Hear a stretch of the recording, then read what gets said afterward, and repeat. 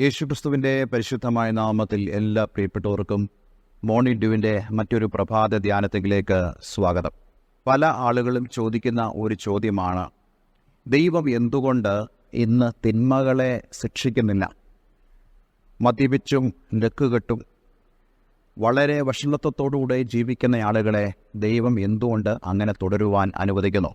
ചില ആളുകൾ പറയാറുണ്ട്, ഇങ്ങനെ പാപം ചെയ്ത് അധാർമികമായിട്ടും വഷളത്വത്തിലും ജീവിക്കുന്ന ആളുകളെ ദൈവം തൻ്റെ സ്നേഹത്തിൽ നിലനിർത്തുക ആണെന്നുള്ളത്. പക്ഷേ വിശുദ്ധ വേദപുസ്തകം എന്താണ് അതിനെക്കുറിച്ച് പറയുന്നത്? നമ്മൾ കഴിഞ്ഞ കുറച്ച് ദിവസമായിട്ട് റോമാലേഖനം 1-ാം അധ്യായത്തെ ആസ്പദമാക്കിക്കൊണ്ട് അപ്പോസ്തലനായ പൗലോസ് ദൈവ കോടതിയുടെ മുമ്പാകെ മാനവ സമൂഹത്തിന് നൽകുന്നതായ കുറ്റപത്രമാണല്ലോ. അതിൽ വളരെ പ്രധാനപ്പെട്ട ചില ചിന്തകൾ കഴിഞ്ഞ ദിവസം നമുക്ക് ചിന്തിപ്പാനിടയായി തീർന്നു. മനുഷ്യൻ്റെ ഏറ്റവും വലിയ പ്രശ്നം എന്ന് പറയുന്നത്, മനുഷ്യൻ ദൈവത്തെ അറിഞ്ഞിട്ടും അവനെ ദൈവമെന്നോർത്ത് മഹത്വീകരിക്കുകയോ നന്ദി കാണിക്കുകയോ ദൈവത്തെ അംഗീകരിക്കാതിരിക്കുകയും ചെയ്യുന്നതാണ്. അത് നിമിത്തം എന്താണ് സംഭവിച്ചത് എന്നാണ് നമ്മൾ കഴിഞ്ഞ ദിവസം ചിന്തിച്ചത്. നമ്മൾ 22-ാമത്തെ വാക്യത്തിൽ ഇങ്ങനെ വായിച്ചു, ജ്ഞാനികൾ എന്ന് പറഞ്ഞുകൊണ്ട് അവർ മൂഢരായിപ്പോയി. 23-ാം വാക്യം, അക്ഷയനായ ദൈവത്തിൻ്റെ തേജസ്സിനെ അവർ ക്ഷയമുള്ള മനുഷ്യൻ, പക്ഷി, നാൽക്കാലി, ഇഴജാതി എന്നിവയുടെ രൂപസാദൃശ്യമായി മാറ്റിക്കളഞ്ഞു. ഇനി അതുകൊണ്ട് ദൈവം എന്താണ് ചെയ്യുന്നത്? ദൈവം അടങ്ങിയിരിക്കുമോ? എപ്പോഴും ദൈവം ഈ ലോകത്തിൽ മനുഷ്യരെ നോക്കുന്നതായ ഒരു ദൈവമാണ്. കാരണം ദൈവത്തിൻ്റെ സൃഷ്ടിയുടെ ഏറ്റവും വലിയ മകുടമാണ് മനുഷ്യനെന്ന് പറയുന്നത്. മനുഷ്യനെ ദൈവം എപ്പോഴും സൂക്ഷിച്ചു നോക്കുന്നു. ഈ ഭൂമിയിലുള്ള അല്ലെങ്കിൽ ഈ പ്രപഞ്ചത്തിലുള്ള എല്ലാ വസ്തുക്കളെക്കാളും എല്ലാ സൃഷ്ടികളെക്കാളും ദൈവം വളരെയധികം ശ്രദ്ധിക്കുന്നത് മനുഷ്യനെയാണ്.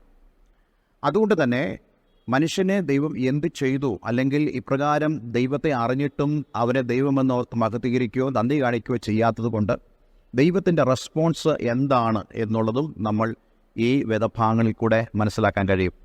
24-ാമത്തെ വാക്യം ഇങ്ങനെ വായിക്കുന്നു, അതുകൊണ്ട് ദൈവം അവരെ തങ്ങളുടെ ഹൃദയങ്ങളിലെ മോഹങ്ങളിൽ സ്വന്തം ശരീരങ്ങളെ തമ്മിൽ അവമാനിക്കേണ്ടതിന് അശുദ്ധിയിൽ ഏൽപ്പിച്ചു. അപ്പോൾ ദൈവം എന്താ ചെയ്തത്? മനുഷ്യനെ വിട്ടുകൊടുത്തു. എന്തിനു വേണ്ടി? അശുദ്ധിക്ക് വേണ്ടി വിട്ടുകൊടുത്തു. ഈ ഒരു പശ്ചാത്തലത്തിൽ നമ്മൾ ചിന്തിക്കണം, എന്തുകൊണ്ടാണ് ദൈവം മനുഷ്യരിൽ പാപം തുടരുവാൻ അനുവദിക്കുന്നത്? എന്തുകൊണ്ടാണ് മനുഷ്യൻ ഇത്രത്തോളം പാപത്തിൽ വീണു പോയിട്ടും ദൈവം അവനെ അതിൽ അനുവദിച്ചു കൊടുക്കുന്നത്? ഇതാണല്ലോ പലരുടെയും ചോദ്യം എന്ന് പറയുന്നത്. ഞാനും വ്യക്തിപരമായി ആഗ്രഹിക്കുന്നത്, മനുഷ്യനെ ദൈവം നശിപ്പിക്കല്ലേ, മനുഷ്യനെ ദൈവം സ്നേഹിക്കണം എന്നുള്ളതാണ് ഞാൻ ആഗ്രഹിക്കുന്നത്. പക്ഷേ മനുഷ്യനെ ദൈവം സ്നേഹിക്കുന്നുണ്ട്. ഞാൻ നിങ്ങളോട് പറഞ്ഞല്ലോ കഴിഞ്ഞ ദിവസം, ദൈവത്തിൻ്റെ കോപത്തിൻ്റെ പ്രത്യേകത അത് നീതിയുടെ കോപമാണ്. റൈച്ചസ് റാത്താണ് ദൈവത്തിൻ്റെത്.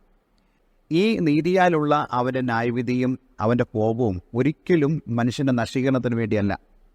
പക്ഷേ മനുഷ്യനെ രക്ഷ പ്രാപിക്കണമെങ്കിൽ ദൈവത്തെങ്കിലേക്ക് വന്നെങ്കിൽ മാത്രമേ കഴിയത്തുള്ളൂ. അതാണ് ദൈവം വളരെ വ്യക്തമായി പറയുന്നത്. ദൈവം തന്നിലേക്ക് എല്ലാവരും വിളിക്കുക. പക്ഷേ മാനവ സമൂഹം എന്താണ് ആഗ്രഹിക്കുന്നത്?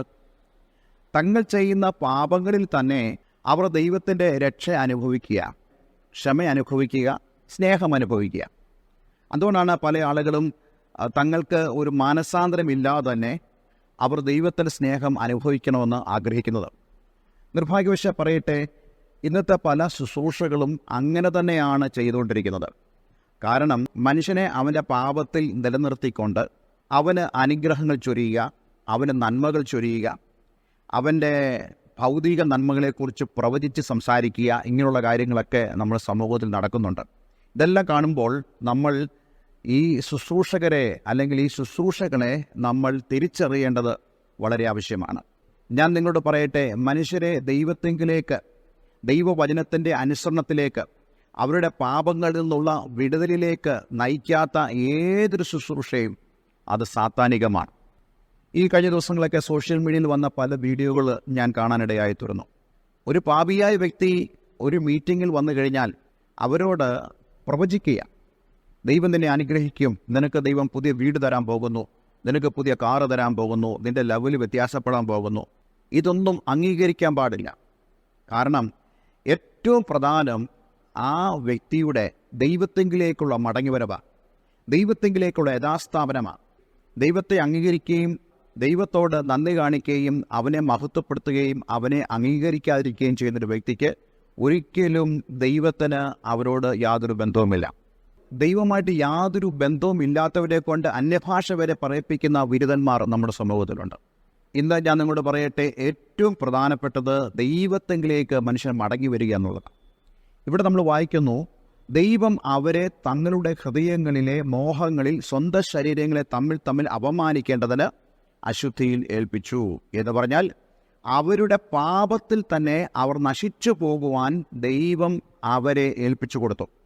ചില ആളുകൾ ചിന്തിക്കാറുണ്ട്, ഞാൻ ഇത്രയും പാപം ചെയ്തിട്ടും ഇത്രയും തെറ്റ് കാണിച്ചിട്ടും ദൈവം എന്നെ എന്താ ഒന്നും ചെയ്യാത്തത്? അവരോടുള്ള മെസ്സേജ് ഇതാണ്, നിങ്ങൾ നിങ്ങളുടെ പാപത്തിൽ നശിച്ചു പോകേണ്ടതിന് ദൈവം നിങ്ങളെ ഏൽപ്പിച്ചു കൊടുത്തിരിക്കുക. നിങ്ങളൊരു മദ്യപാനിയാണോ? നിങ്ങൾ അധാർമികമായിട്ടുള്ള പ്രവൃത്തിയിൽ ഏർപ്പെടുന്ന വ്യക്തിയാണോ? നിങ്ങൾക്ക് കുറ്റബോധം തോന്നുന്നില്ലെങ്കിൽ, നിങ്ങൾക്ക് നിങ്ങളിൽ തന്നെ ഒരു മാനസാന്തരം തോന്നുന്നില്ലെങ്കിൽ, അതിനർത്ഥം നിങ്ങൾ അതോടുകൂടെ നശിച്ചു പോയിക്കൊണ്ടിരിക്കുക. പലരും രഹസ്യമായി ചെയ്യുന്നതായ പാപങ്ങളുണ്ട്.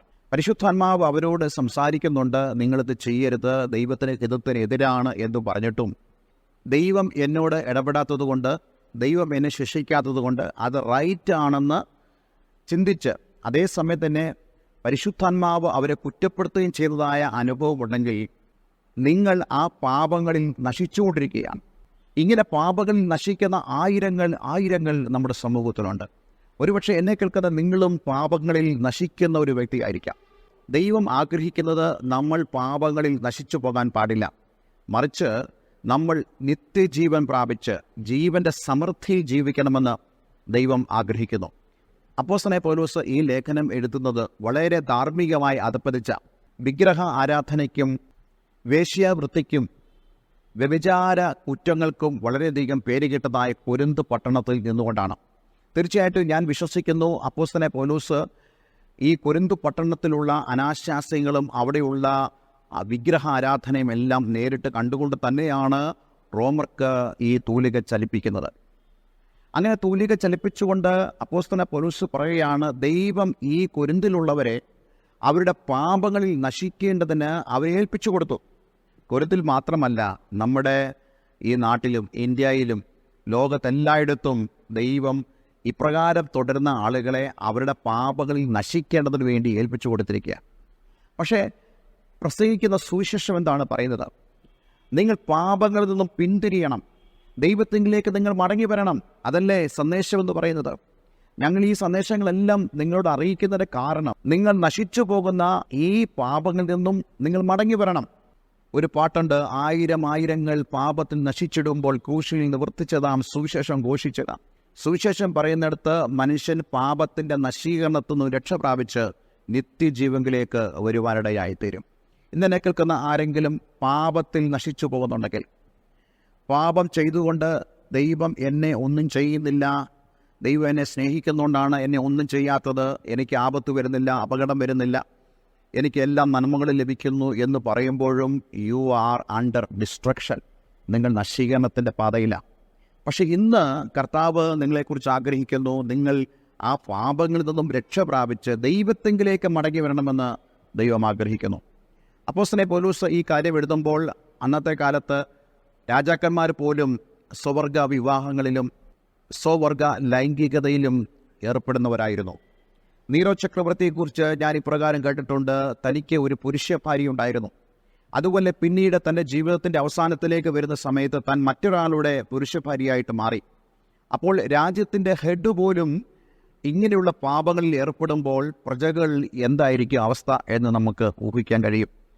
അതുപോലെ തന്നെയാണ് പ്രസംഗങ്ങളുടെ പ്രഭുവായ ദൈവദാസൻ സ്പർജൻ തൻ്റെ ജീവിതകാലത്ത് തൻ്റെ സമൂഹത്തെക്കുറിച്ച് താൻ ഇപ്രകാരം രേഖപ്പെടുത്തിയിട്ടുണ്ട്. റോമാലേഖനം 1-ാം അധ്യായം ബൈബിളിലെ വളരെ പ്രധാനപ്പെട്ട ഒരു ചാപ്റ്ററായിക്കൊണ്ട് അദ്ദേഹം വിശേഷിപ്പിച്ചിട്ട് താൻ ഇങ്ങനെ പറഞ്ഞു, ഇത് പൊതുമധ്യത്തിൽ വായിക്കാൻ കഴിയുന്നതല്ല, ഇത് നമ്മുടെ സ്വന്തം ഭവനങ്ങളിൽ ഇരുന്നു കൊണ്ട് നമ്മൾ സ്വകാര്യമായി വായിക്കേണ്ട വേദഭാഗമാണ്. കാരണം ഈ വേദഭാഗം പൊതുവിൽ വായിച്ചാൽ അന്നത്തെ സമൂഹത്തിലുള്ള ആളുകളിൽ ഒരു പക്ഷേ ഈ സ്വവർഗ വിവാഹത്തെക്കുറിച്ച് അല്ലെങ്കിൽ ഹോമോസെക്സ്വാലിറ്റിയെക്കുറിച്ച്, ലെസ്ബിയൻ ഹോമോസെക്സ്വാലിറ്റിയെക്കുറിച്ചൊക്കെ അവർ ബോധവാന്മാരായി തീരും. കാരണം സ്പർജൻ്റെ കാലത്ത് അത്രത്തോളം ഇത് പ്രബലമായിരുന്നില്ല. പക്ഷേ ഇന്ന് ഒരു കാര്യം നമ്മൾ മനസ്സിലാക്കണം, ഇന്ന് ഇത് പ്രസംഗിക്കേണ്ടതായിട്ട് വരുന്നു. കാരണം നമ്മുടെ സമൂഹത്തിൽ ഇങ്ങനെയുള്ള എല്ലാ വഷളത്വവും പെരുകിക്കൊണ്ടിരിക്കുക. ബോധവൽക്കരണം കൊണ്ട് ഇത് മാറുകയില്ല. പലരും ചിന്തിക്കുന്നത് ബോധവൽക്കരണം കൊണ്ട് മാറുമെന്നാണ്. ഇല്ല, ഒരിക്കലും മാറുകയില്ല. മറിച്ച് സുവിശേഷത്തിന് മാത്രമേ ആളുകളെ രൂപാന്തരപ്പെടുത്തുവാൻ കഴിയത്തുള്ളൂ. നമുക്കറിയാം, ഇന്ന് ലോകത്ത് എയ്ഡ്സ് രോഗികളുടെ എണ്ണം വളരെ വളരെ വർദ്ധിച്ചുകൊണ്ടിരിക്കുന്ന ഒരു കാലമാണ്. ഇതും പാപത്താലുള്ള നശീകരണത്തിനുള്ള ഒരു രോഗമാണ് എയ്ഡ്സ് എന്ന് പറയുന്നത്. എന്തുകൊണ്ടാണ് ഇതൊക്കെ സംഭവിച്ചത്? ദൈവം ഇവരെ അവരുടെ പാപങ്ങളിൽ ഏൽപ്പിച്ചു കൊടുത്തു. എന്തുകൊണ്ടാണ്? ഏറ്റവും പ്രധാനപ്പെട്ടത്, ദൈവത്തെ അറിഞ്ഞിട്ടും അവരെ ദൈവമെന്നോർത്ത് മഹത്വീകരിക്കുകയോ നന്ദി കാണിക്കുകയോ ചെയ്യാത്തത് കൊണ്ട് ദൈവം അവരെ ഏൽപ്പിച്ചു കൊടുത്തിരിക്കുക. താഴോട്ട് പല വേദഭാഗങ്ങളും അതിനെക്കുറിച്ച് നമുക്ക് കാണാൻ കഴിയുന്നുണ്ട്. ഞാൻ അതൊന്നും വായിക്കുന്നില്ല. നിങ്ങൾക്ക് സമയമുണ്ടെങ്കിൽ ആ വേദഭാഗങ്ങൾ വായിക്കുക. തീർച്ചയായിട്ടും ഞാൻ ഈ പറഞ്ഞ സന്ദേശ നിമിത്തം നിങ്ങൾക്ക് കൂടുതൽ കാര്യങ്ങൾ അവിടെ നിന്ന് മനസ്സിലാക്കുവാൻ ഇടയായിത്തീരും. വാക്യം 28 നമ്മളിങ്ങനെ വായിക്കുന്നു: ദൈവത്തെ പരിജ്ഞാനത്തിൽ ധരിപ്പാൻ ഇഷ്ടമില്ലാഞ്ഞതിന് തക്കവണ്ണം ദൈവം അവരെ ഉചിതമല്ലാത്തത് ചെയ്യുവാൻ നികൃഷ്ട ബുദ്ധിയിൽ ഏൽപ്പിച്ചു. 29, 30, 31, 32 വാക്യങ്ങളൂടെ ഞാൻ പെട്ടെന്ന് വായിക്കുന്നു. അവർ സകല അനീതിയും ദുഷ്ടതയും അത്യാഗ്രഹവും ദുർബുദ്ധിയും നിറഞ്ഞവർ, അസൂയ, കൊല, പിണക്കം, കപടം, ദുശ്ശീലം എന്നിവ തിങ്ങിയവർ, കുരുളക്കാർ, ഏഷണിക്കാർ, ദൈവദ്വേഷികൾ, ദുഷ്ടൂരന്മാർ, ഗർവിഷ്ഠന്മാർ, ആത്മപ്രശംസക്കാർ, പൊതുദോഷം സങ്കല്പിക്കുന്നവർ, മാതാപിതാക്കന്മാരെ അനുസരിക്കാത്തവർ, ബുദ്ധിഹീനർ, നിയമലംഘികൾ, വാത്സല്യമില്ലാത്തവർ, കനിവറ്റവർ, ഈ വക പ്രവർത്തിക്കുന്നവർ മരണയോഗ്യർ എന്നുള്ള ദൈവന്യായം അവർ അറിഞ്ഞിട്ടും അവയെ പ്രവർത്തിക്കുക മാത്രമല്ല പ്രവർത്തിക്കുന്നവരിൽ പ്രസാദിക്കുക ചെയ്യുന്നു. നോക്കിക്കോണേ, ഇന്നത്തെ ലോകത്തിൻ്റെ അവസ്ഥയാണ്. ഇങ്ങനെ പ്രവർത്തിക്കുന്നവരെ ലോകത്തിന് ഇഷ്ടമുള്ളൂ. നിങ്ങൾക്ക് സുഹൃത്തുക്കൾ വേണോ? നിങ്ങളിത് ചെയ്യണം. നോക്കിക്കേ, എത്രത്തോളം ആളുകൾ മരണയോഗ്യരായി തീർന്നു. ഇന്ന് എന്നെ കേൾക്കുന്ന പ്രിയമുള്ളവരെ, നമ്മുടെ ചുറ്റുപാടും ആയിരങ്ങൾ പാപങ്ങളിൽ നശിച്ചുകൊണ്ടിരിക്കുകയാണ്. നമ്മുടെ ദൗത്യം എന്താ? ഈ സുവിശേഷത്തിന് മാത്രമേ ആളുകളെ രൂപാന്തരപ്പെടുത്തുവാൻ കഴിയത്തുള്ളൂ. ഇന്ന് ഈ വചനം കേൾക്കുന്ന നിങ്ങൾ രൂപാന്തരപ്പെട്ട വ്യക്തിയാണോ? അല്ലെങ്കിൽ ഈ സുവിശേഷ നിമിത്തമുള്ള ആ മാനസാന്തരത്തിലേക്ക് നിങ്ങൾ മടങ്ങി വരുവാനും ആ നിത്യജീവനെ അവകാശമാക്കുവാനും ദൈവത്തിന് മുമ്പാകെ നിങ്ങൾ ധൈര്യത്തോടെ നിൽക്കുവാനും ഇടയാകേണ്ടതിന് വേണ്ടി നിങ്ങൾ ആഗ്രഹിക്കുക, പ്രാർത്ഥിക്കുക. തീർച്ചയായിട്ടും ഞാൻ നിങ്ങളെ സഹായിക്കുന്നതാണ്. ഈ വചനം സംബന്ധിച്ച് എന്തെങ്കിലും സംശയമോ കൂടുതൽ വിവരങ്ങളോ അറിയുവാൻ ആഗ്രഹമുണ്ടെങ്കിൽ ഈ സ്ക്രീനിൽ കാണുന്ന ഫോൺ നമ്പറുകളിൽ ഞങ്ങളെ വിളിക്കുക. ഒരു വാക്ക് ഞാൻ പ്രാർത്ഥിക്കുന്നു. സ്വർഗ്ഗപിതാവേ, ഈ നല്ല വചനത്തിനായി സ്തോത്രം. വളരെ ഗൗരവമുള്ള ഒരു സന്ദേശമാണ് ഞങ്ങൾ കേട്ടത്. ദൈവം ലോകത്തിൽ മനുഷ്യരെ, പ്രത്യേകിച്ച് ദൈവത്തെ അറിഞ്ഞിട്ടും ദൈവത്തെ മഹത്വപ്പെടുത്തുകയോ നന്ദി കാണിക്കുകയോ ചെയ്യാതെ ജീവിക്കുന്ന ആളുകളെ ദൈവം അവരുടെ പാപങ്ങളിൽ നശിക്കേണ്ടതിന് വേണ്ടി ഏൽപ്പിച്ചു കൊടുത്തു എന്നുള്ള ആ വലിയ സത്യം ഞങ്ങളെ ഗ്രഹിപ്പിച്ചതിനായി സ്തോത്രം. ഇന്ന് ഈ വചനം കേൾക്കുന്ന ഏവർക്കും വലിയൊരു മാനസാന്തരവും ദൈവത്തോടുള്ള ബന്ധത്തിലേക്ക് കൂടുതൽ അടുത്തു വരുവാനും നീ അവരെ സഹായിക്കണം. പ്രാർത്ഥന കേട്ടതിനായി നന്ദി. യേശു ക്രിസ്തുവിൻ നാമത്തിൽ തന്നെ. ആമേൻ, ആമേൻ. ഇന്നത്തെ ഈ വചനം നിങ്ങളുടെ ജീവിതത്തിൽ അനുഗ്രഹപ്രദമായി തീർന്നു എന്ന് ഞാൻ വിശ്വസിക്കുന്നു. ഈ സ്ക്രീനിൽ കാണുന്ന ഫോൺ നമ്പറിൽ ഞങ്ങളെ വിളിക്കുക. എല്ലാവർക്കും നല്ല ഒരു ദിവസം ആശംസിക്കുന്നു. God bless you all.